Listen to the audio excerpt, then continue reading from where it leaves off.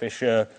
Of course, we've got Thierry Garnier, CEO, Bernard Bott, CFO. We've also got the chair of our board, Andy Coslett, as well. Just a couple of small housekeeping items just before we kick off. So first of all, there are no planned fire alarm drills today. So if you do hear the buzzer, it's time to go. But staff will be on hand to guide you to fire exits. Secondly, we're going to take a quick 2 or 3 minute break after the presentation before Q&A. So we'll ask you guys to stay in the auditorium, give the guys a couple of minutes to catch their breath, and then we'll kick off with Q&A. And then finally, very sadly for a few of you like Tony, I'll be moderating the Q&As. But I'll have a couple of my colleagues on hand with microphones. So usual protocol: state your name, institution, etc. So I think that's it actually on the housekeeping side. So make yourself comfortable. It is just before 9, so maybe Paul, give it 30 seconds and we'll kick off. Just give me a thumbs up when we're ready.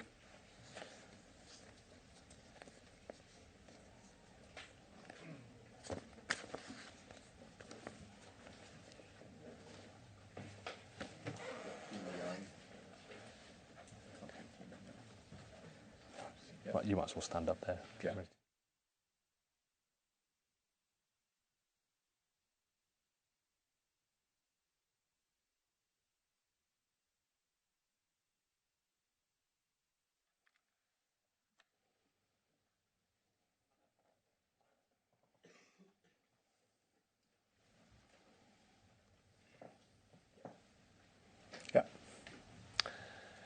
So good morning, everyone. Welcome to everyone here in person at the London Stock Exchange, and also to those of you joining online. On behalf of our group executive and board, I would like to begin by thanking my 80,000 colleagues across the group for their commitment and dedication. They continue to deliver incredible work in an environment that stays very demanding. We are proud of them and proud to be part of this team. Turning now to our agenda for today on slide 3. As usual, Bernard will provide a detailed review of our financial performance and outlook for the year ahead. I will then update on our operational and strategic progress, as well as our medium-term financial priorities before we take your questions. But first of all, let's start with the key messages here on slide 4. It has been a year of solid execution. We delivered in line with our expectations, in line with our guidance, and against a market backdrop that saw many new economic challenges. We have outperformed the home improvement industry, and our sales are significantly ahead of pre-pandemic levels. We are pursuing multiple growth opportunities at pace, and we are well positioned to navigate the year ahead.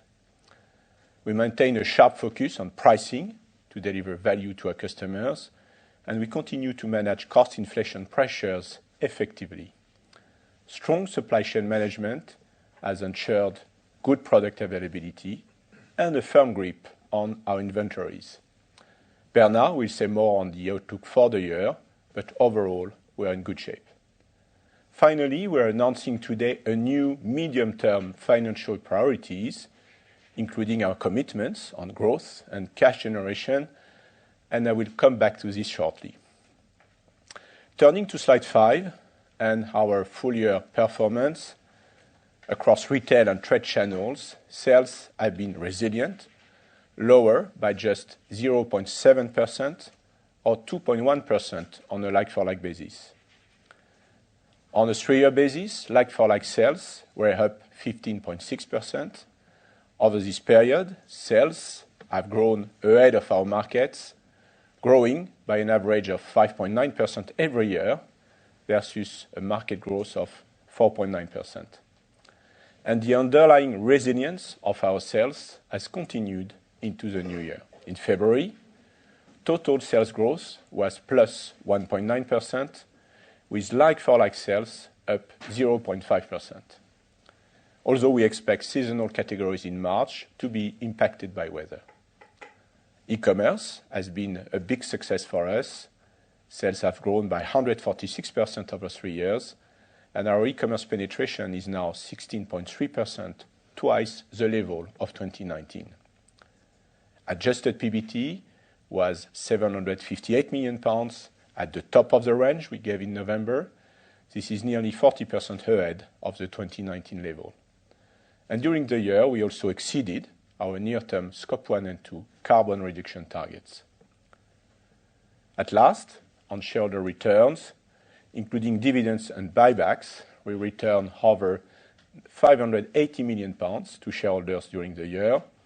We are now proposing a final dividend of 12.4 pence, which is in line with last year. We also intend to announce a new share buyback program following completion of the existing program later this year, subject to our capital allocation framework and market conditions. I will now hand over to Bernard. Thank you.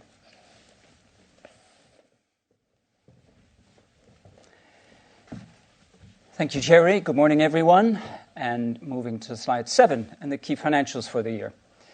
Total sales in constant currency were down 0.7% to 13.1 billion, reflecting a resilient top-line performance against strong prior year comparatives. Like-for-like sales were down 2.1% and up 15.6% versus 3 years ago. We generated gross profit of 4.8 billion, with gross profit margin down 70 basis points year-on-year.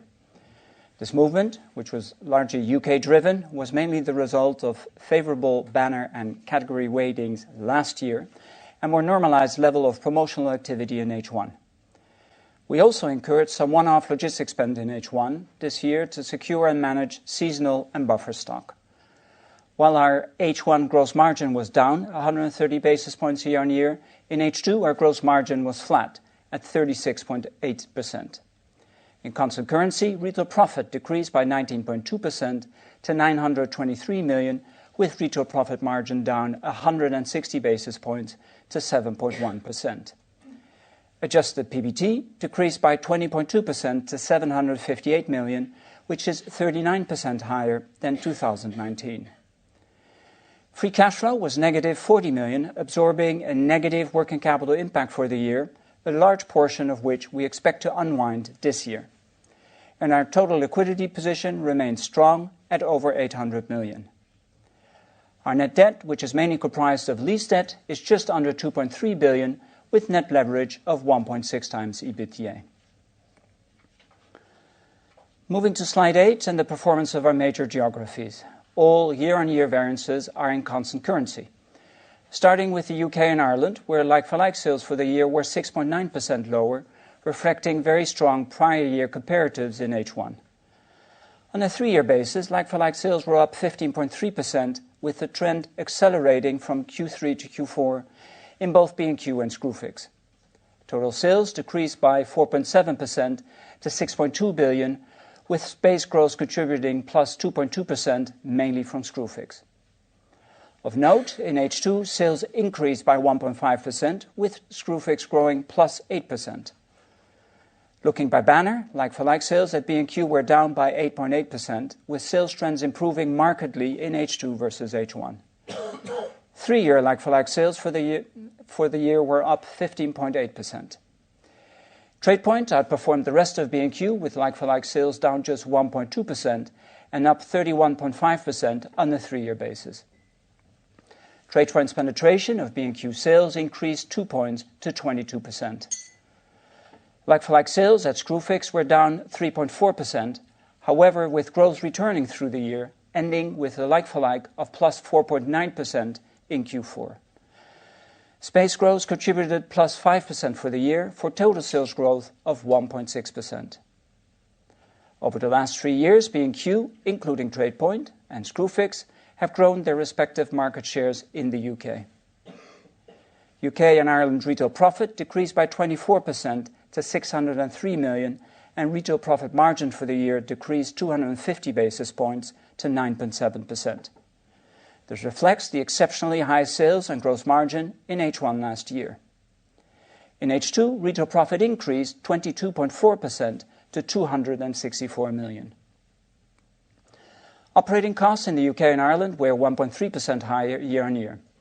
This was driven by 86 new store openings, higher technology spend, the normalization of COVID-related underspend last year, and operating cost inflation, including significantly higher energy cost. Increases were substantially offset by lower staff cost and cost reductions achieved as part of our strategic cost reduction program. Turning to France, where like-for-like sales were down 1.4% against a strong prior year comparative in H1 and up by 13.2% on a three-year basis. In H2, like-for-like sales increased by 0.5%. Both Castorama and Brico Dépôt continued to focus on strengthening their respective competitive positions in the market, improving their digital capabilities, product ranges, and overall customer propositions, all resulting in higher store and online NPS scores. Overall, sales decreased by 1.2% year-on-year. Retail profit decreased by 12% to 195 million, with a 50 basis points decrease in the retail profit margin. The gross margin rate in France decreased by 30 basis points, largely reflecting category mix impacts. Operating costs decreased by 0.6% due to lower staff costs and cost reductions achieved as part of our strategic cost reduction program. In the year, the French banners absorbed operating cost inflation, including significantly higher energy costs. Performance in Poland was strong. Like-for-like sales grew by 13.8%, with space growth contributing 2.9% for a total sales increase of 16.7%. This performance partly reflects the temporary store closures in the prior year first quarter, but the business also delivered strong market share gains during the year. Nearly all categories achieved double-digit like-for-like growth, with a standout performance in the kitchens category, where its new OEB kitchen ranges delivered over 40% like-for-like growth. Like-for-like sales were up by 19.8% on a three-year basis. Poland's gross margin rate decreased by 30 basis points, largely reflecting normalized promotional activity versus the prior year. Retail profit increased by 12.4% to 148 million, with growth in gross profit partially offset by an increase in operating cost of 16.8%. These were driven by higher staff and operating cost inflation, including higher energy cost, space growth, and new store opening costs. In Iberia, like-for-like sales increased by 1.9% and by 16.7% on a three-year basis. Retail profit of 9 million was 3 million lower than the prior year as a result of lower gross margin and a 1.2% increase in operating cost. Romania's sales increased by 1.7% to 285 million, despite the inclusion of one additional month of sales in the prior year comparative and the impact of COVID-related trading restrictions earlier in the year. On a like-for-like basis, growth was 7.8% and 38% on a three-year basis. Excluding the additional months of business included in the prior year comparative, which is there to align with Kingfisher's reporting calendar last year, the retail loss of the business increased slightly to 10 million. This represents significant progress from the 23 million loss recorded 3 years ago. Other consists of the consolidated results of our new businesses, Screwfix International, Need Help, and franchise agreements. Due to these businesses being in their early investment phase, a combined retail loss of 30 million was realized, up 20 million year-on-year. This was largely driven by Screwfix France as the business invested to support the opening of its first stores. Our Turkish joint venture, Koçtaş, contributed an equity-accounted retail profit of 8 million, up from 7 million in the prior year. To slide 9 and the movement in group retail profit. In constant currency, this was down 219 million or 19.2% for the year. Lower like-for-like sales at a constant gross margin rate contributed 106 million to this decline, all of which related to H1. The lower like-for-like gross margin rate, as already described, was also H1 driven, contributing 97 million to the overall decrease. Operating cost inflation was 153 million, largely driven by increases in pay rates, significantly higher energy costs, and the normalization of COVID-related underspend in the prior year. We were able to substantially offset this increase by flexing our staff cost and through savings achieved as part of our strategic cost reduction program, while absorbing higher technology spend. The contribution from our new stores was 31 million before the allocation of any fixed IT and overhead cost. This was mainly driven by our new stores at Screwfix and in Poland. And finally, we spent 20 million more year on year on the development of our new businesses, primarily related to the investment in Screwfix France. To slide 10 and the summary of cash flow movements during the year. We generated an EBITDA of circa 1.5 billion in the year. The working capital outflow of 469 million was the result of an increase in inventory of 234 million and a negative movement in payables and receivables of 235 million.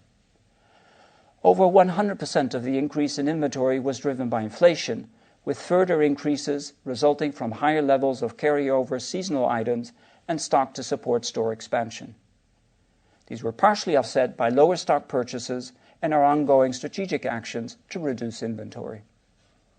The decrease in payables largely reflects higher level of inventory purchases in the prior year as we rebuilt product availability, built seasonal and buffer stock, and secured lower cost stock. Overall, we expect a large portion of this working capital outflow to unwind this year, which I will cover shortly. Capital expenditure in the year was 449 million, which at 3.4% of sales was in line with our guidance. Free cash flow was minus 40 million. As disclosed in H1, we paid 40 million euros, or 34 million pounds, to the French tax authorities with regard to a historic tax liability. The amount was fully provided for in prior periods. Dividends of 246 million were paid, and a further 337 million was returned to shareholders via our share buyback programs. Overall, this resulted in a net decrease in cash of 654 million. Now moving to slide 11 and our current liquidity and financial position. As of 31st of January, we had over 800 million of total liquidity available, including 270 million of cash and an undrawn credit facility of 550 million. Our financial debt consists of two fixed-term loans totaling 100 million, which were taken out in H2 to top up our liquidity and help manage our working capital cycle. Net leverage was 1.6 times EBITDA at the end of the year, below our maximum threshold of 2 times. On slide 12, I'd like to cover how we successfully responded to the pressures of an uncertain and increasingly challenging economic backdrop last year. We delivered a gross margin that was broadly in line with our pre-pandemic level of 37%. Over this period, we maintained a sharp focus on price, investing significantly in Screwfix and France, and managed unprecedented increase in product input costs and doubled our e-commerce sales penetration. Last year, we engaged with our suppliers and purchased stock early in order to reduce input cost pressures.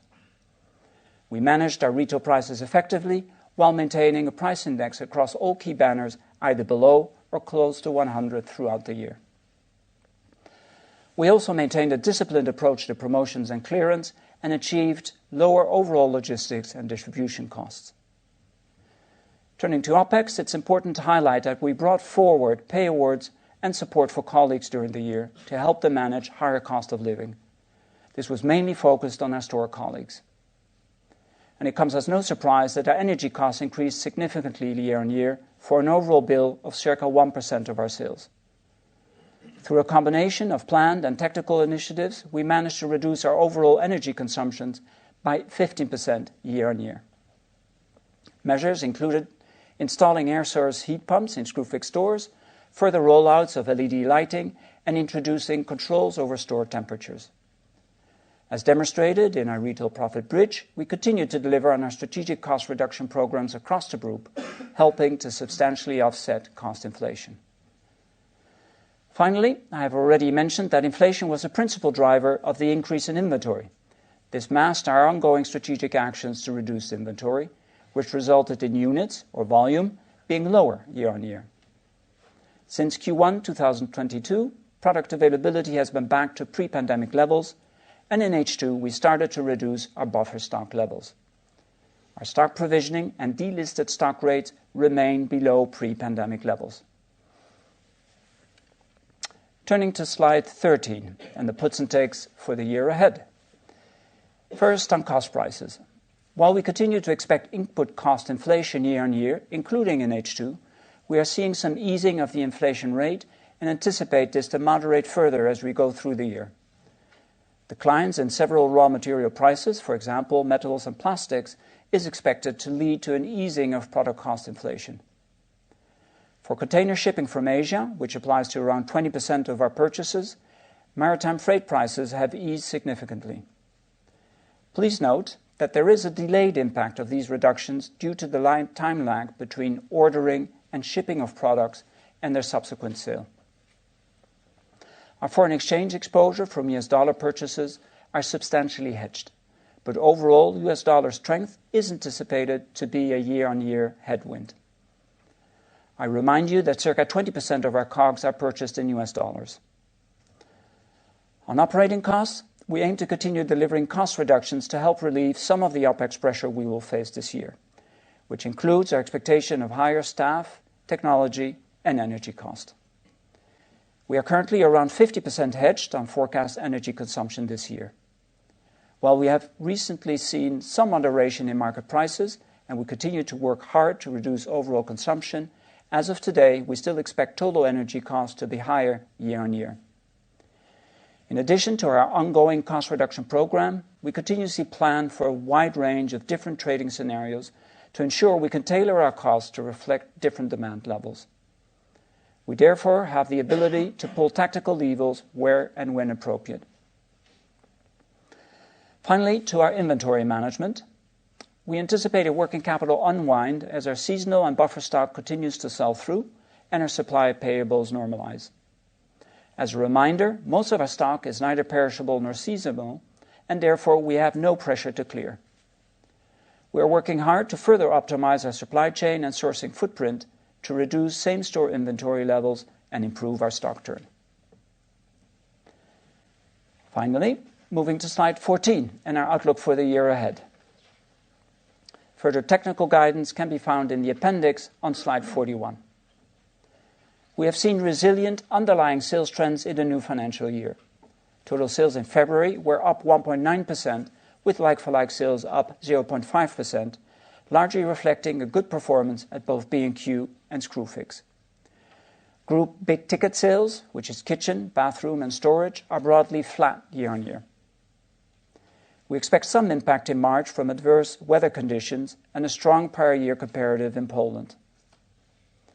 Looking forward, you can continue to expect from us a focus on the top line and market share gains. New store openings, largely from Screwfix and Castorama Poland, are expected to contribute circa 1.5% to total sales growth. We also remain committed to actively managing our costs, which will help offset against higher staff, technology and energy cost year on year. Additionally, we expect P&L investments of circa 40 million in new businesses, 10 million higher year on year, to drive further store rollouts and brand building of Screwfix France. Even after these additional investments, we are comfortable with the current consensus for full year adjusted PBT, which is 633 million. We also expect to generate more than 500 million of free cash flow this year, supported by the unwind of prior year working capital outflows. Given our confidence in our cash generation, our intention is to announce a new share buyback program following completion of the current program this year, subject to market conditions and our capital allocation framework that Thierry will discuss shortly. And with that, let me indeed now hand back to Thierry.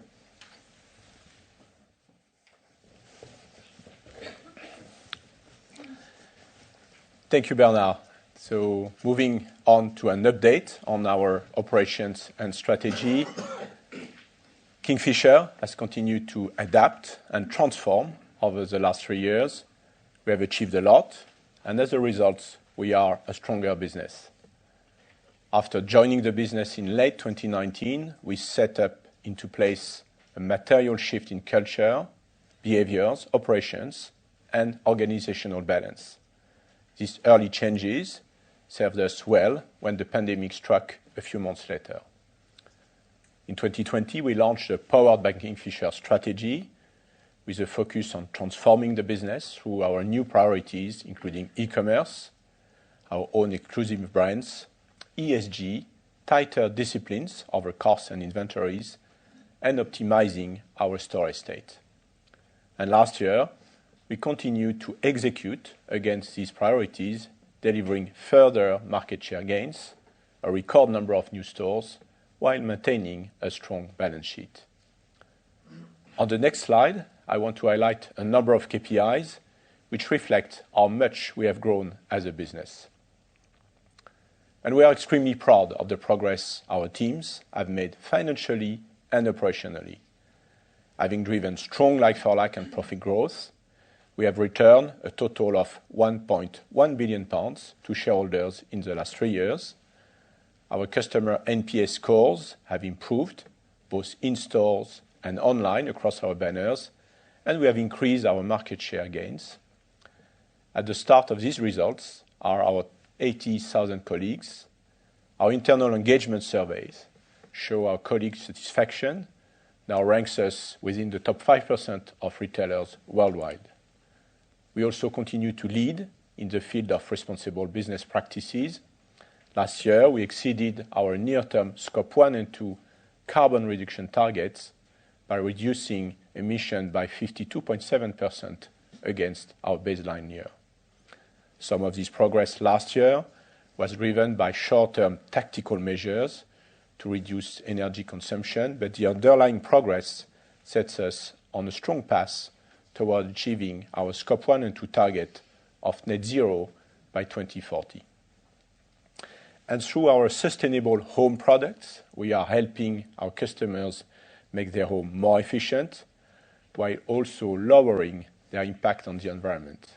Sustainable home products now represent 47% of group sales, up 10 percentage points in 3 years. And all this has been delivered in a fast-changing environment, summarized on slide 18. I think you are all familiar with the many macroeconomic challenges over the last years. Kingfisher has adapted to accelerated changes in lifestyle and technology adoption, as well as a positive shift in attitude towards climate. It has been an extraordinary operating environment. This had made our industry stronger, made us a stronger business, and taught us to be more agile. Moving on to slide 19, which brings us where Kingfisher is today. Firstly, we see a resilience in our end market demand. This is supported by low unemployment in our key markets and customers having built up savings during the pandemic. Home ownership is high across our markets and our key customer group, many of whom own their home outright. Housing transactions, while slowing down, remain above 2019 levels across our key markets. With a strong rise in activity seen in 2021 and 2022, we know that these households spend disproportionately more in home improvement in the 18 months after moving. In our most recent customer surveys, we continue to see high levels of intention to move home in 2023. And even without moving, renovating and protecting the value of homes has historically proven to be a key driver of home improvement when housing activity slows. Secondly, we benefit from structural growth drivers in our industry, which are now supported by new trends such as working from home and energy efficiency, which I will say more about on the next slide. And finally, we are a well-balanced group with financial flexibility through our strong balance sheet. We have diversity through our banners and our geographic coverage. Our exposure to DIY and DIFM trade are split evenly, and essential repairs and maintenance categories make up the majority of our sales. Big-ticket items, by contrast, only account for 15% of sales. We have proven that we are a strong and resilient business in an ever-changing and demanding environment. Now to slide 20. As with our previous presentations, we have carried out extensive consumer and trade surveys in our markets over the last few weeks. Overall sentiment remains encouraging, with many indications of consumers feeling more positive for home improvement than 6 months ago. We see that more working from home is now the new normal for many, and on average, we are working from home at twice the level of 2019 across Europe. And we continue to see a clear correlation of higher spend on home improvement for home workers. Energy efficiency is increasingly becoming a key reason for undertaking home improvement. More people have purchased an energy efficiency product in the last 12 months. And looking ahead, 6 in 10 would like to further reduce the impact of their homes on the environment.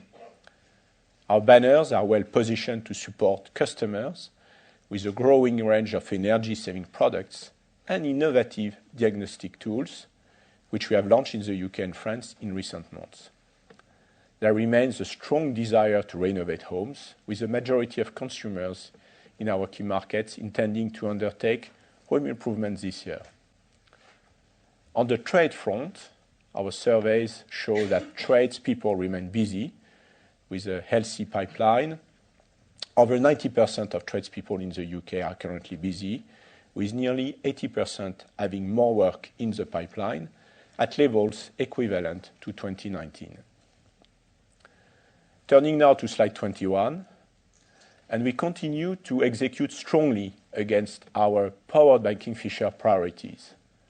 Reflecting the fast-moving world in which we live, we have adapted our strategic plan to ensure data, trade, culture, and agility are given more focus and to better align to our investments for growth.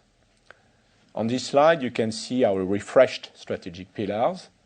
We are confident they will drive continued growth ahead of our markets and deliver higher levels of profit and cash generation. I will now briefly cover each in turn on the next few slides. And starting with slide 22. Our aim is to grow by building on our different formats in existing and new markets, leveraging the power of the Kingfisher Group. Over the medium term, we believe net space growth will drive an uplift in sales of circa 1.5 to 2.5% per annum. For B&Q, we believe there are over 50 white spaces in the UK where the banner is currently underrepresented. I will talk shortly about our compact format strategy, which B&Q is leveraging. TradePoint is Kingfisher's fastest growing banner. We have opened 38 new TradePoint counters in the UK and Ireland over the last 3 years, with a total of 189 now in operation. There is good potential to add TradePoint across much more of the B&Q estate. Screwfix is the UK's #1 trade retailer and continues to grow at pace. Last year, it opened a record 82 stores in the UK and Ireland and is on track to meet its goal of over 1,000 Screwfix stores in those countries. We expect to open up to 60 new stores this year. Screwfix has also opened its first store in France, having launched as a pure-play online retailer in April 2021. While it's clearly early days for our journey in France, we are happy with the results of our first few months of operations, and we intend to open up to 25 further stores this year. We believe the business is well positioned to take share of the large trade segment, estimated to be worth around 29 billion euros. Assuming the success of the format is confirmed, we believe there is potential for more than 600 stores in France over the longer term. And there is also potential to transfer the success of the Screwfix model to other Kingfisher markets over time. Poland remains a huge opportunity for Castorama. There is significant white space in this country, which offers potential for all formats, in particular our medium box and compact store formats. We see scope to add up to 80 such stores over the next 5 years. Elsewhere, Brico Dépôt is well positioned to penetrate more white space in France and is testing its first ever compact store this year a 1,000 square meter format. And in Turkey, our joint venture, Koçtaş, continues to expand its innovative convenience format called Koçtaş Fix. The business currently operates over 350 stores with significant runway for growth. While there are multiple opportunities across our markets, compact stores are a common denominator. The demand for convenience and speed is a significant retail trend across countries and across industries, and we believe this represents a key long-term growth opportunity for many of our banners. Turning to slide 23 and e-commerce, we have spoken before about leveraging our store assets to improve the speed and cost of delivery of our customers, as well as expanding customer choice. Great progress has been made with our e-commerce sales penetration of 16.3%, now over twice the level of 2019. Click and collect accounts for 87% of all e-commerce orders, and last year we expanded our options for click and collect through the rollout of lockers in Poland and continue to test these at B&Q stores. We also introduced more last-mile delivery options, including the successful rollout of our one-hour delivery service, Screwfix Sprint. We are optimizing our operations through a new order management tool, which we introduced in the UK last year. This enables our digital hub stores to cast a wider net for the availability of products ordered online, thereby lowering the rate of abandonment of online baskets. And through optimized carrier management, we can fulfill deliveries to the customer homes at lower cost, whether from their local store or one of our hub stores. More choice for our customers is also a key driver of our online e-commerce ambitions. In March last year, we successfully launched Marketplace in the UK, followed by Brico Dépôt, Spain and Portugal in H2. We now offer customers an additional 340,000 SKUs at B&Q, supporting our own proposition of 40,000 SKU in-store and online. Since launch, we have seen strong marketplace GMV growth, reaching 24% of total e-commerce sales at B&Q last month. We plan to build on this success and are now preparing the rollout of marketplaces in Poland and France. Our target is for Marketplace to reach 1 million SKU in the medium term and to scale in new markets, generating 40% of the group's e-commerce sales, excluding Screwfix, over time. Overall, with our plans for growth, our ambition is to reach an e-commerce sales penetration for the group of 25%. Now to slide 24. And we are increasingly embedding data across our organization, and now is the right time to talk about the significant potential for us in this area. Since early 2021, we have been developing new data capabilities for our banners with the acquisition of 20 million new identifiable customers since 2019. We have increased our personalization capabilities as well as enabling much greater customer loyalty and retention. To support this, we have put new technology and data foundations in place. We have built a center of excellence in data with expertise in AI, machine learning, advanced analytics, and data platform engineering. This has helped drive growth and efficiencies in the business, as well as an improved customer experience. We are building talent in this area within Kingfisher, while leveraging strategic partnerships where that makes sense, for example, with Google Cloud. So our forward focus is to leverage our data expertise to drive profit. And we are doing this in 3 ways. First, we are building a data-driven tool that will support more efficient pricing decisions and increase the effectiveness of promotional, markdown, and clearance campaigns. Implementation in B&Q will begin this year, followed by rollout to our other banners. We're also building a solution to enable real-time analysis and visibility at SKU level over our entire supply chain. This will allow us to optimize our inventory levels and replenishment cycles, resulting in higher availability, reduced inventory days, shorter product lead times, and ultimately higher profitability. And in a new initiative for Kingfisher, we are developing new opportunities to monetize our scale through retail media, including advertising. I will cover this in more detail on the next slide. Overall, we are convinced that our ongoing investment in data will drive faster and more efficient decision-making with clear opportunities to generate new sources of revenue. And turning now to slide 25 and the retail media opportunity. In 2023, global retail media revenues are estimated to be more than $120 million. This is forecast to grow up to $200 billion by 2026. Some of our retail peers are already monetizing their e-commerce channels, driving significant additional income from advertising. And Kingfisher is well positioned to unlock the potential values of this opportunity. Our banner websites already have scale, with some of the most visited shopping websites in their respective markets. Collectively, we have around 1 billion visits annually. Over time, many of our suppliers and marketplace merchants could become advertisers. We are already working with many of them on digital proposition and have onboarded 400 new merchants into our marketplaces in less than 12 months. Last month, we commenced our online advertising operations at Castorama France with our partnership with Citrusade. This is the first of many developments in this area, and over time, we see the potential for retail media revenues to reach up to 3% of our online sales.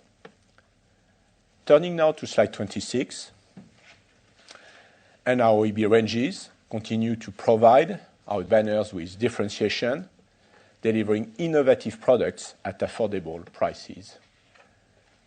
Our OEB ranges are on average 15 to 30% cheaper than branded equivalents, giving our customers value at the time they need it most, and they provide us with a higher gross margin on average than branded products. Our three-year like-for-like OEB sales were up 15.4%, with sales of £5.8 billion last year. OEB now represents 45% of group sales, with our top 5 OEBs accounting for 20% alone. All OEB categories showed growth on an annual and 3-year like-for-like basis. We saw particularly strong performances for our new OEB kitchen ranges, with like-for-like growth of over 50% on a 3-year basis. And we have continued to expand our ranges, launching 32 new and redeveloped brands over the last 2 years. Looking forward, we aim to grow our OEB sales further, leveraging our strong capabilities at Kingfisher to bring more solutions to our banners and their customers. And a strong example of this are the key areas of energy and water efficiency. On slide 27, and developing our trade business, trade represents a £50 billion addressable opportunity in our markets, with activity levels of trade people remaining resilient. The average trade customer spends nearly 70% more than retail customers and shops 3 times more frequently. The pro market is therefore a key priority for Kingfisher. At TradePoint, a 3-year like-for-like sales are up 31.5%, reaching a sales penetration of 22% of B&Q. This has been achieved through TradePoint's increasingly personalized approach to serving trade customers, including pro-dedicated products, services, and colleagues. Last year, we refreshed and expanded our trade counters in the UK, and in H2, launched our first counters in Ireland. The business is targeting sales of over £1 billion in the medium term, from £833 million today. The success of this relaunch format, alongside Screwfix, gives us full confidence in our ambitions to grow trade customer penetration across our banners outside the UK. During the year, we launched a trade centre of excellence at Kingfisher, bringing together experts from across our banners to share knowledge, insights, and feedback from customers, and focusing on the 6 key areas you see on the right of this slide. Over time, we expect increased trade customer penetration to contribute to higher sales and profit growth across the group. And turning to slide 28 and our compact store rollout strategy. Compact stores are a key enabler for the expansion plans of many of our banners, supporting market share growth, optimizing our overall store footprint, and supporting the growth of sales density and store profitability. We have made good progress on testing different concepts.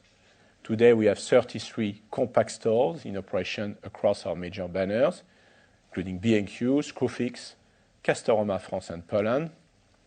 We're also testing a new compact format store at Brico Dépôt France this year. These stores, primarily on high street and small retail parks, allow us to deliver our core offer in smaller footprints. We can offer up to 12,000 SKUs in store under 2,000 square meters, which is a fantastic choice for such a small space. And of course, customers can get next-day delivery of the full range. Our trials are showing very encouraging results. As we continue to learn from our tests, we are creating blueprints that can be scaled and rolled out across our markets. Moving on to slide 29, and we are committed to leading the industry in responsible business practices with 4 key priority areas. We have taken swift action to support colleagues in our stores and head offices, given the rising cost of living.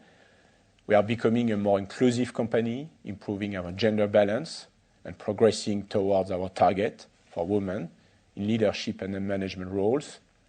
On planet, we are passionate about tackling climate change and creating more forests than we use.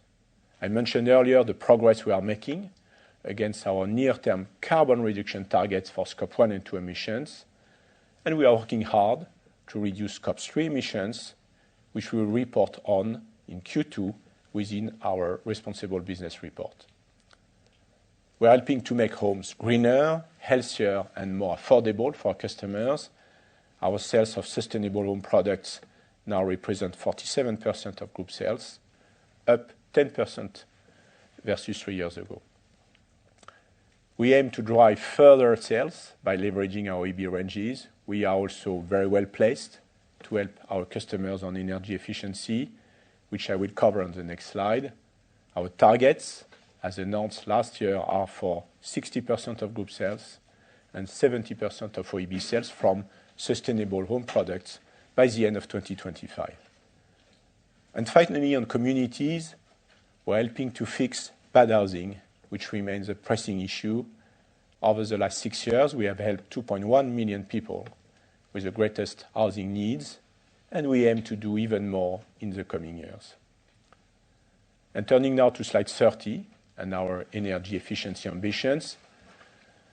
We have spoken before about the unmet need for energy efficient housing, the problem this creates for both the environment and the finances of our customers is significant. We are continuing our work to highlight and address these issues. Demand for our energy efficient products remain high.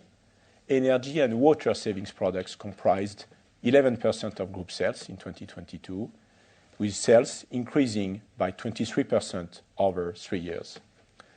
And we are well positioned to meet demand with over 11,500 energy efficiency products. Last year, we launched innovative diagnostic solutions at B&Q, Castorama France, and Brico Dépôt France. These bespoke solutions help customers create personalized energy action plans for their homes, including access to products and services. Take-up so far has been strong, and we have established partnership to address the installation of more efficient heating solutions, including heat pump, solar panels, and roof and wall insulation. We know this topic is more important than ever, and we now have the product and services to help customers save energy and money. And this is not a short-term trend. Energy efficiency is here to stay. We also know customers are increasingly focused on saving or collecting water, especially in light of more recent pressures of water shortages in part of Europe. So we'll continue to expand our product range to support both energy and water efficiency in the years to come, supported by our OEB capabilities. Turning to slide 31, we are building a business that has strong human values and is adaptable to the needs of the future. We are embedding a collaborative and curious mindset across Kingfisher. Part of this is encouraging more of a test and learn culture of experimentation and pace, with an agile mindset and building trust between teams. We also need to be more agile and efficient with our use of technology. We want to improve the speed and cost of deploying new technologies around the group. Over the last 3 years, we have been gradually adapting our organizational model to one that is product-led to help us to be more flexible in our approach. In addition, we are increasing talent and capabilities in key areas of the business that can drive innovation, including technology, data, and trade. And finally, building a leaner business, as Bernard set out earlier. Challenging our cost base is a permanent focus. We have set multi-year cost reduction programs that are helping offset inflationary pressures, while also ensuring we are constantly improving productivity. We are also reviewing our inventory and supply chain management to extract further value from our scale. And turning now to slide 32, and now we are driving these strategic priorities forward through the Powered by Kingfisher model. Each of our banners has a clear positioning. We serve trade customers through Screwfix and TradePoint. We have discount banners in Brico Dépôt France and Iberia, and we serve more general DIY needs through B&Q, Castorama France and Poland, Brico Dépôt Romania, and Costas. This gives us strength, resilience, and diversity in an uncertain world. We have set up a balanced banner group operating model so that technology and commercial solutions can be developed quickly and efficiently. At the center, the group provides scales and resources that create competitive advantages for our banners to leverage. This means technology and digital capabilities and group support through data-driven tools.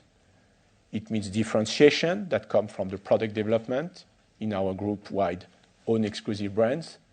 It also means international support, and here Screwfix is a good example, and scale in the form of sourcing, buying, supply chain management, and ESG.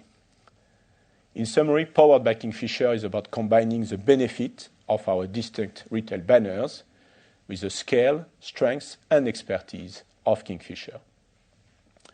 And moving to slide 33, you can see how this structure supports our banner to achieve their full potential. We are prioritizing capital allocation with a disciplined approach to our clearest growth opportunities. And you see here the priority given to the expansion of Screwfix and the store opening program in Castorama Poland. In France, Brico Dépôt margin is above the group average and has clear leadership in the discount space.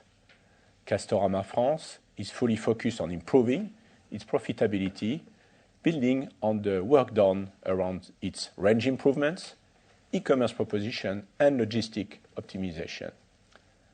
And as you can see along the bottom of the slide, Powered by Kingfisher is about providing the banners with group powers, scale benefits, where that makes sense, to accelerate their strategy for growth and profitability.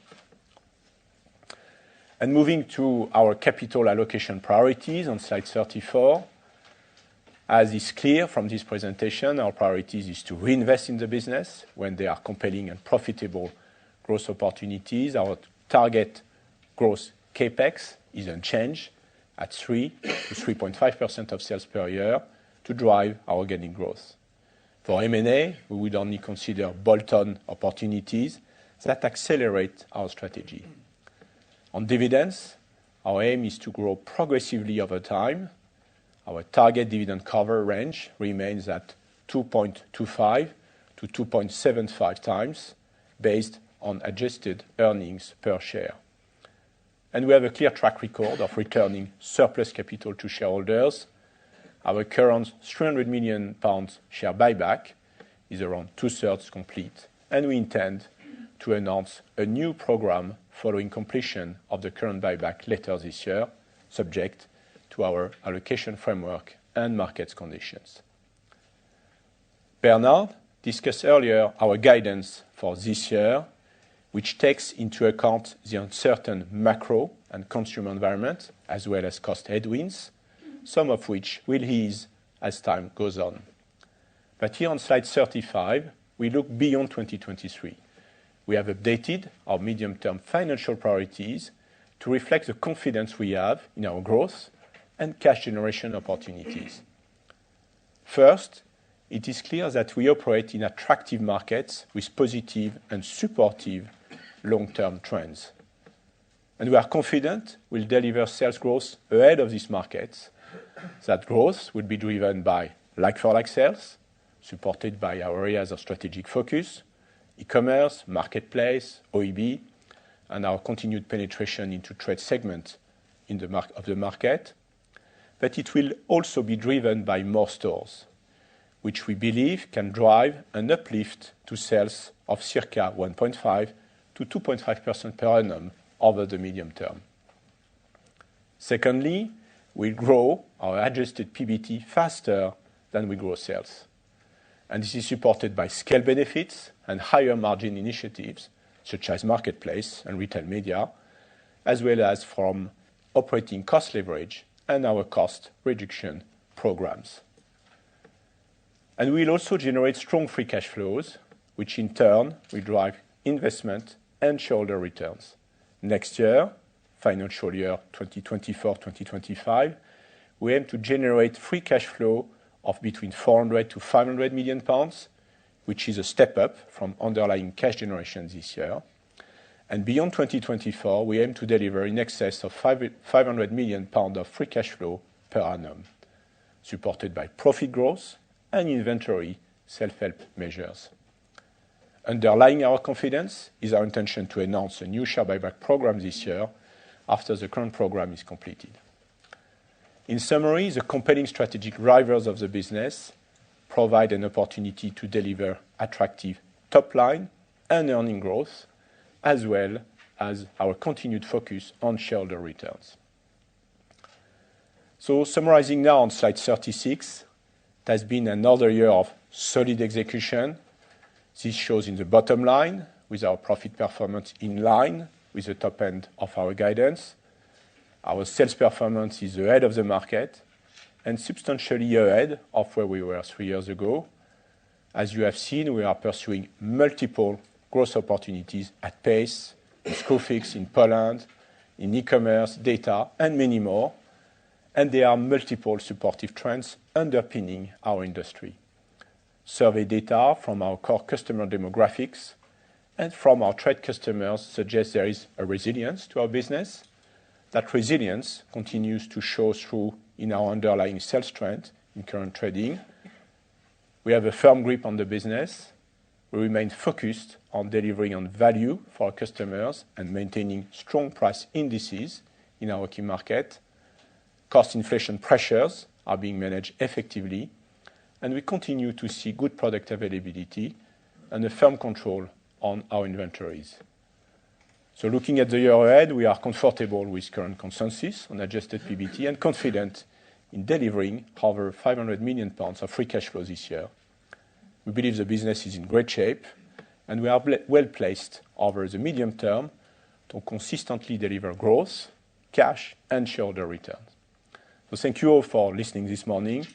Bernard and I would now be happy to answer your question in a few minutes. Thank you, Maj. Over to you, Maj. Thank you, Thierry. Thank you, Bernard. So we're going to take 2 or 3 minutes now for a quick break before Q&As, and just ask all of you to stay in the auditorium for now. Thank you.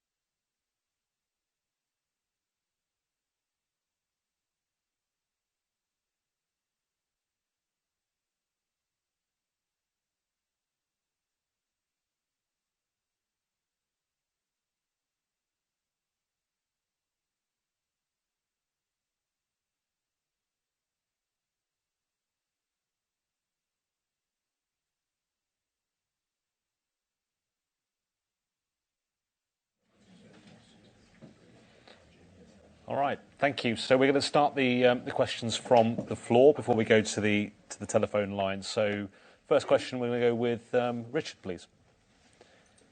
Thank you. Morning, everybody. That's quite intrusive. I'll kick off. So a couple from me, please. Can I start with the free cash flow guidance? I think you said you're looking to generate about £500 million a year in the medium term. I guess if we average what you achieved last year and what you're looking to achieve this year, it's more in the 200 to 300 range. So that's quite a meaningful step up. So does that imply that you think you can run the business, I guess, structurally with a lower level of inventory and lower capital intensity going forward? And then the other question I had was on the other businesses, P&L investment. How do you see the sort of shape of that panning out medium term? I appreciate there's obviously debate about how fast you go in with Screwfix France and so on. But I mean, when do you see the sort of break-even point there, or how many stores would you have in France, I guess, before that could occur? Thanks. Yeah, thank you, Richard. I start, and obviously Bernard will give you a few comments on free cash flow. Maybe first on inventory and on Screwfix. I think what you see this year is we have a bit more seasonal stock. Remember we discussed that in September. We have decided to keep this stock because, in fact, the purchasing price is pretty good versus what you can find today. So, plus we are really comfortable overall with the level of our inventory. As Bernard said, all the inventory increase is due to inflation, and we are seeing volume down on inventory. And I think, to be honest, we're in a pretty good place versus many of our peers. So first, we have more inventory because of seasonal products. We have, during COVID, adjusted a lot of parameters of our supply chain to increase the security. So since last year, we have started to adjust all those parameters. So we will gradually come through in H2 and as well next year. And we have as well a lot of structural actions that we have not really been able to roll out in the past years due to COVID, on supply chain efficiency. We are building a tool that gives you the real-time inventory value from a factory in China to every store in the UK, and that is bringing a lot of efficiency. On P&L investment, in fact, the capex for Screwfix store are pretty small. But when you open a new store, you have some loss. So it depends if you want to go fast, how much fast you want to go. If you open a lot of stores, you'll have more losses at the beginning, but a quicker break-even. And if you have slightly slower rollout, you have less loss, but a longer break-even. So we are still measuring all that. We have our plan A, but we'll see how the first store sales density is coming out in the coming weeks, and then we can adjust how far we want to go. But overall, we expect a loss for a few years in France with Screwfix because we want to open a lot of stores. Yeah. Maybe Bernard, free cash flow, I leave it to you. Yes, maybe a little bit on the inventory dynamic. If you look last year, actually our working capital was also negative, but it had 359 million of negative inventory, but a positive creditor position, 144 million. If you look at this year, because we slowed down some of the purchases, and at some point you've got to pay what you ordered previously, but you're not ordering more. The payables was a negative, and on top of that, as Thierry just described, we had some additional inventory investments, mainly through inflation. But those two levels, I would say, are not the normal rate. So if you look at the year to come, 23-24, we expect the payables position to be much more normalized, and we expect the inventory position to improve as we sell through inventory that seasonal and a little bit of the buffer stock that we had, and obviously are working hard to reduce the overall inventory levels. Then if you look into 24-25, the working capital this year, bigger inflow normalizes. On an underlying basis, we still think we'll be doing better, and that's going to be supported by obviously our ambitions to grow profit, not only next year, but also the years thereafter, while at the same time continuously trying to reduce or improve our stock turn and reduce our stock days. So it'll be in that combination that we're going to work to meet those free cash flow targets. Thank you. Thank you. Good morning. It's Warwick Okines from BNP Paribas Exane. You've spoken quite a lot about strategic initiatives, but not so much about the margin opportunity in France. Could you please talk a little bit more about France? Are all of your organisational and sort of structural initiatives, IT for example, are they largely complete now? And what sort of like-for-like growth would you need to see margin leverage there? Yeah. Thank you for this question. Again, when you look at France, you should always remind that there are two different components. You have seen Brico is in a good shape. I think for me, Brico question is more around how we make 1,000 square meters so successful. We can open more Brico depot. How we can continuously improve our price positioning through cost reduction. So now moving to Casto, in retail, you never win the profit war without the top line. So first is around sales density. I say that each time. Yes, there are some clear pocket of cost, on Casto, where we believe on head office, on part of the business, we can do better. You have seen that we improve our supply chain efficiency. We reduce the number of square meters in France by 27% the past 3 years. But first thing is top line. And the top line is driven by the group strategy. OEB, we have improved the ranges. It's done. I said last year that we fixed that. We are happy with overall the range. That it will be supported by the full group strategy. OEB, a better e-commerce, marketplace, retail media. France is the first country, Casto is the first country to start retail media already the past weeks, with Citrusade. So markdown, all those group initiatives will flow to the Castorama France action plan. Can we go to Adam, please? Hey, it's Adam Cochrane at Deutsche Bank here. Got one question on inflation and then one on capital allocation. In terms of inflation, is it fair to assume that if your year-end stock is up 12 but down in units, that 12% plus is the level of price inflation that you're pushing through to the consumer last year? And then as we look at next year, is there a benefit because you've bought your product, these points you're saying, at a cheaper rate, but the market prices are going up? Can you take some margin, or do you, because you bought it cheaper, just pass that through to the consumer to improve your relative price position maybe to compared to other retailers?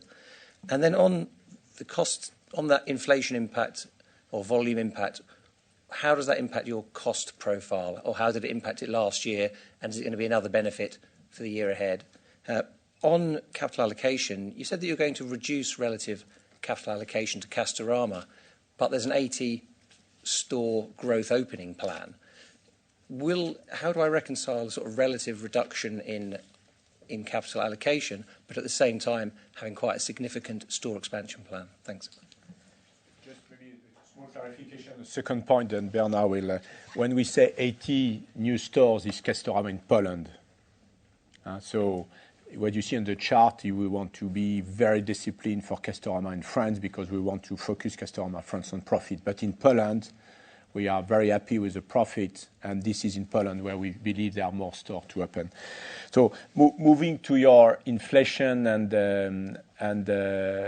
volume questions, I never answer on overall volume and inflation for Kingfisher because it's very, very different by banner and by category. You have different profile as Screwfix versus Poland categories. Some categories, you say building material, are relatively elastic because you have a lot of trade. People know the prices. Paint is relatively elastic, but there are many categories in our business. Even if you take, screws or kitchen, where the elasticity is not obvious at all. So that's why I don't want to give too much granularity on that. And then to make it even more complex, the inflation on inventory can be slightly different from the inflation to your sales price because your mix of your sales price, the mix of your inventory can be different. So then I leave you to your own assumption on this one. On seasonal, yes, we might have some opportunities, but overall, I think we will see H1 broadly with inflation pretty consistent with 2022, and then H2 with inflation but at a lower level. And so we really believe we'll see the freight impact, the raw material impact, mainly in H2 and next year. while, as Bernard said, we have a headwind on the dollar hedging on our contract. So, basically, that's how we see the margin in 23. There's no specific point. We have overall a normalized promotional level. We see competitors' behavior on prices fairly rational. We don't have stock to clear. So I would say I don't expect very specific things on the gross margin for 23 so far. Bernard, go ahead on. Maybe to add a couple of things on the inventory. If you look at same-store inventory, that's plus 8%. And I think in the 12%, there's some currency movements you need to abstract for. And within that number, as we also highlighted, we did increase the seasonal stock that we want to sell through. And obviously, we're expanding our stores, which also adds to the stock build. So just that we're clear on the moving pieces. Then in terms of the inflation year over year, I think some of the effects that we've seen this year will continue. So obviously, we've spoken about the pay rate increases that we're giving to our colleagues. Energy cost increase, and we expect to see a little bit of an increase in this year, even though we're taking quite a few measures to reduce consumption. As you saw, we reduced it by 15%, but we expect still to see a little bit of a nudge up. And then obviously we're going to continue some of the technology investments, and we're going to continue to invest in the business, especially in Screwfix France. So the new business investments will be about 10 million higher. Now, obviously, next to that, and I'm I think we could be quite happy, is we also have cost reduction programs. And if you saw in the past year, while we had a big inflation amount, we also had a fairly sizable amount of cost reduction measures. And obviously, we'll continue taking those to try to offset the inflationary pressures.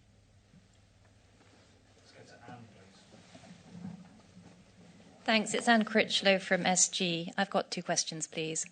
So first of all, on the compact stores, it feels like many years that they've been trialled at Kingfisher, also by previous managements. I just wondered whether there's anything holding you back from pushing for a rollout sooner. And also a quick update on the Screwfix Ultra Compact format, please. And then on Marketplace, what percentage of sales does Marketplace now represent at B&Q? And do you have any kind of view where it could get to in the medium term? Thank you. Yeah. So on format, just to answer, it's when you know how to do big boxes or medium box, to learn how to do convenience store is a journey. I've seen that in my previous life. The way in a convenience store, you need to be obsessed by SKU density, and that's a technique you have to learn. Shelves are different. Supply chain can't be the same. You can't deliver in big quantity in a convenience store. Otherwise, after 2 weeks, they are overwhelmed by stock. So, and then the fine tuning on ranges always takes time. I never seen a new concept in retail being successful in a few months' time. So what I see today is fairly normal, and we clearly see the green shoots, the area when clearly there is something to push. And the area, we have decided, and just to say, we have decided to close our 8 B&Q into Asda, and I think it's a proof that we are agile. We are testing, we are not happy, we stop, but we'll push other tests. So I think we are getting more and more learning, and we are closer to a blueprint, especially for B&Q. B&Q, we are probably the closer to a clear blueprint for rollout. So I know I'm very happy with the timing. We really started testing 2020, Anna. So before there was one store, we closed it. So now we have 33 stores. It's the right thing to do. The Screwfix Compact XSR as well, very encouraging, and we have a plan for 1,000 stores, standard Screwfix stores. Clearly, it could be the next generation of Screwfix store if we are successful. Marketplace, ahead of plan at B&Q.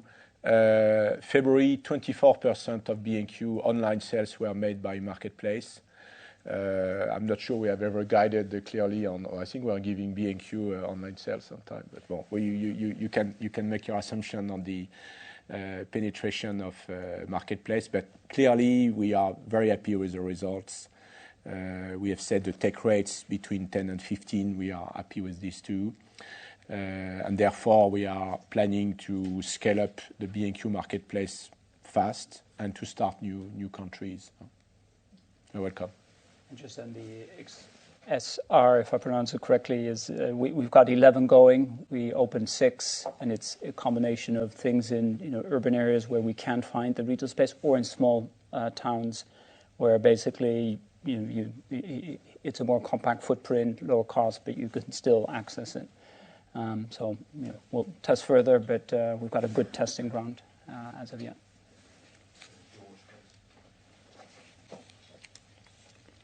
Thank you. George Ospolakitis from Numis. First one is just on capital returns. I guess just wanted to thought the balance between the progressive dividend versus the cover range for next year, given if consensus earnings come down and slightly higher tax rates, I think you would drop out of that cover range. And so how are you prioritising those two? And then just a couple of clarifications on the cash flow for next year. First one is, so the 469 million working capital outflow this year. Can you be a bit more specific on how much of that inflows? Is it half, kind of 250-ish, 300?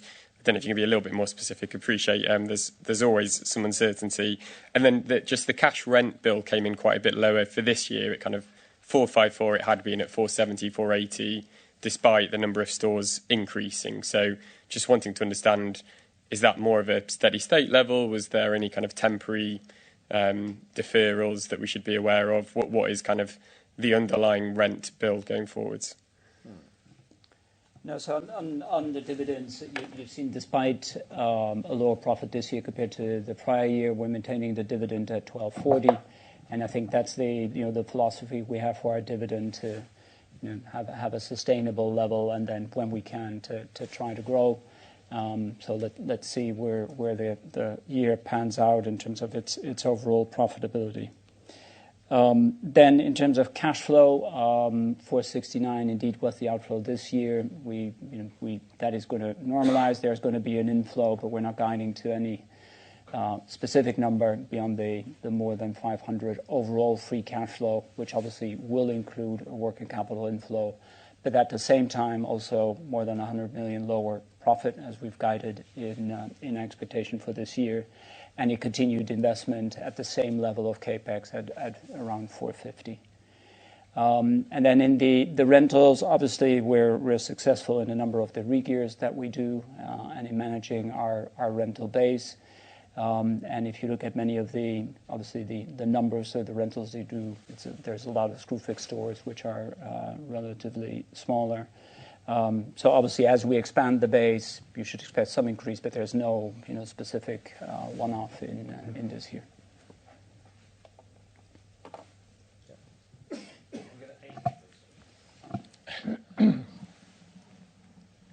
Thank you. Ami Gala from Citi. Just a few from me. The first one was on fixed cost reductions that you've taken last year. Can you give us some color, the scale of the fixed cost reductions, where are they coming from? The second one really is a couple of clarifications on Screwfix France. Do you have a view of what the mature Screwfix store looks like in terms of scale? Is it quite similar to a UK store? And the sort of the years to maturity that we should think about in terms of that network? And you've given us the third one really is more a medium-term outlook. You've given us a view that you're quite balanced in your exposure between DIY and do-it-for-me, but you've also talked about the strength in TradePoint. Over the medium term, do you see further investments really going towards that pro side of the business? And in that context, how sustainable is your free cash flow guidance? Because obviously the sort of do-it-for-me probably needs more credit exposure to an extent. So in terms of the cost reduction, so in the past year, 126 million, there are really a couple of components. One is staff flex, and you'll see that our overall staff numbers for the company have gone down as we've flexed away from the heights of the pandemic, which I think has proved to the agility that we have in our model. And that's a combination of staff numbers and some of the incentive plans that adjust to a different performance condition. And the other part is all the continuous cost improvement programs that we have, which go from anywhere from our stores, introducing anything from self-checkouts, different operating models, improving shrinkage, to GNFR, to our supply chain, reduction of space, managing contracts, to our property where we do a lot of re-gears. So it's in that combination that we were able to offset part of the inflationary pressure in the year.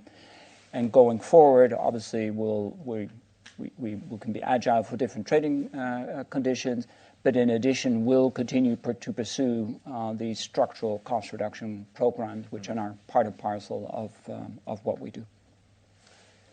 To go ahead on Screwfix France, the shape of the store is pretty similar to the UK, and the business model. We feel the business model is a key competitive advantage. We say sometime in the UK you do the click and collect in 1 minute, so that's true. So that's very, very critical ways of working.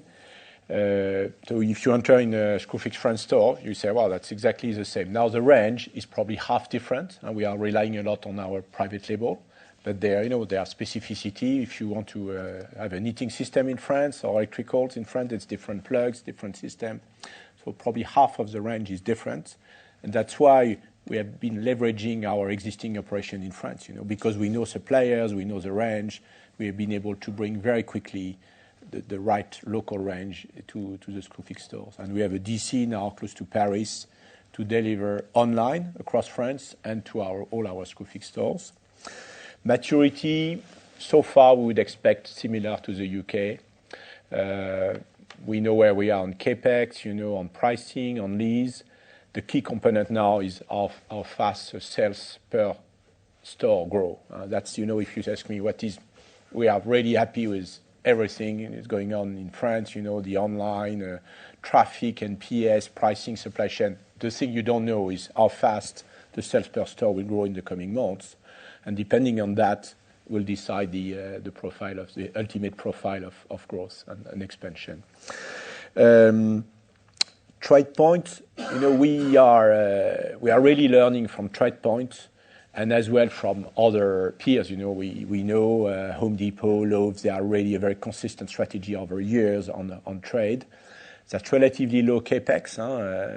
It's existing stores, so it's not high capex. And we have now building plan in all our big boxes to speed up our trade penetration, and I think it's obviously a multi-year journey.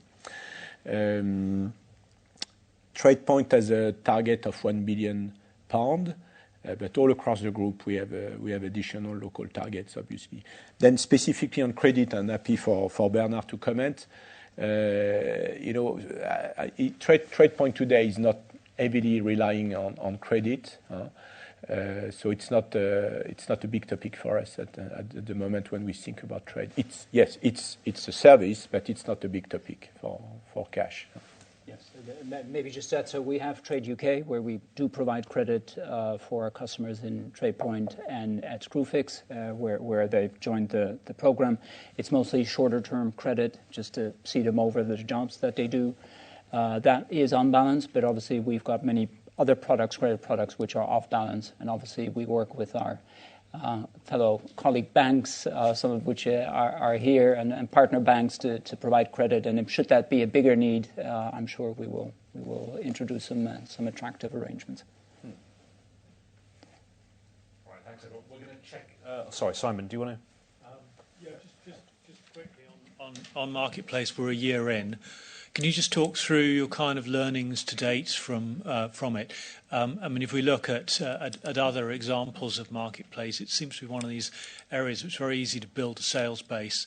It's much harder for that A to trickle down in terms of profit contribution, but also to keep the standards up in terms of the kind of coherence of the retail offer, and the presentation of the product, etc. So I'm just wondering what your experience to date has been, and how soon you think you can introduce that to click and collect in store.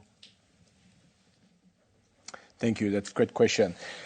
I think overall, our learning is that the the choice is creating traffic, in short, So we have decided to scale up very quickly. If you compare us to other peers, marketplaces, to build 340,000 additional SKUs in 10 months' time, it's good, I tell you. You can talk to Miracle too. So that's the key learning. So we are working hard to continue to build on that. You are right to say there is offer consistency, and we are looking at that very seriously. But I tell you how we are doing things. If you think about wallpaper, that's typical DIY story. You never had enough wallpaper design. So if you can increase by 10,000 additional design online, that's only a benefit, including to your own OEB. Lighting, you want to buy a desk lamp or blah, blah, blah. There is not enough offer, never enough offer in the store. That's a perfect category online. So that's something we are looking at because we don't want. You could easily go to strange categories for DIYer. So we are looking at that, but up to now we are very happy about all of this.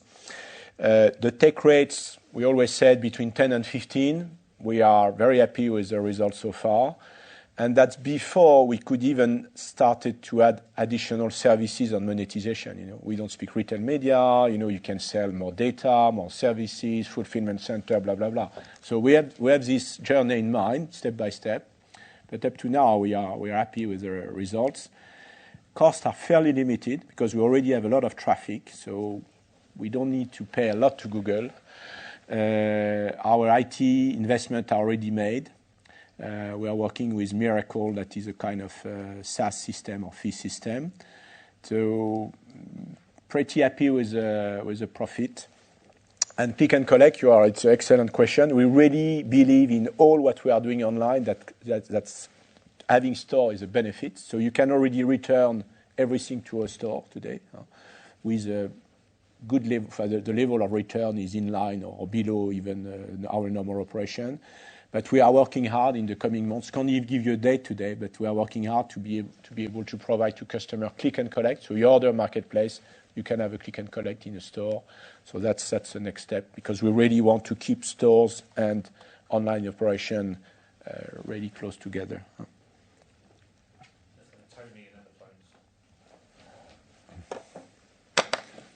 Tony Sherratt, Panmure Gordon. Couple of quick questions. French online business obviously doubled since pre-COVID, but it's still quite a low penetration. I wondered if you were sort of happy with that, or whether you had any sort of view that it could get up to double digits, excluding marketplace, what you'd need to do to drive it more. And the second one is, note your B&Q rent reviews are only yielding you a 10% rent reduction now. Do you feel you've got to the end of the sort of material rent reductions on review in the UK, and that's sort of, we're sort of rebased now effectively? That's it. Yeah, thank you for your question. I think when you look at the French online penetration, they are indeed lower than the UK. Or what you say is perfectly true. First, the French market itself is less mature. So, you have clearly a difference for everyone in France. The online penetration is on average lower than in the UK. Two, I think B&Q had a better technology for years. We roll out our group technology to Castorama 2 years ago. There are even some components we just finished 1 year ago. They don't have a marketplace yet in France. So that would come. So clearly the technology is, we are more advanced at B&Q than in France. It should come. And at the end is the conversion rate, is traffic and conversion. And the conversion at B&Q is higher than in France. So that's clearly the area where, and that's a lot of detail, is the speed, for example, the website speed have been multiplied by 3 and 4 in France the past months because we were too slow. Our website was not good enough. The visibility, real-time visibility of inventory was not precise enough in France. We have corrected that. So we have a clear plan to drive this online penetration without marketplace to double digits. I am with you. On range reviews at B&Q, I'm not sure I fully understand the question, so please, if you... The rent reduction, so we didn't do range reduction. No, it's the rentals, the lease previous renegotiation. So already today, I mean, it's a mix of some situations where actually the rents do go up because it's a very, sought after locations and their competitors, etc. So, but then there are many opportunities that we still have to do a good deal, both for us in terms of a lower rent by extending and renewing the rent, and we think that balance will continue. I mean, we've got an ongoing portfolio of rents that come up for renegotiation, and we'll grab those opportunities. So I'm not calling a hard stop. Should continue. Yeah. Okay, now, thank you. We're going to check in with Christoph, the call operator, for any questions over the phones. So, Christoph, over to you. Thank you. We will now begin questions from the phone lines. To ask a question on the phone lines, please signal by pressing star 1 on your telephone keypad. We will pause for a moment to assemble the queue.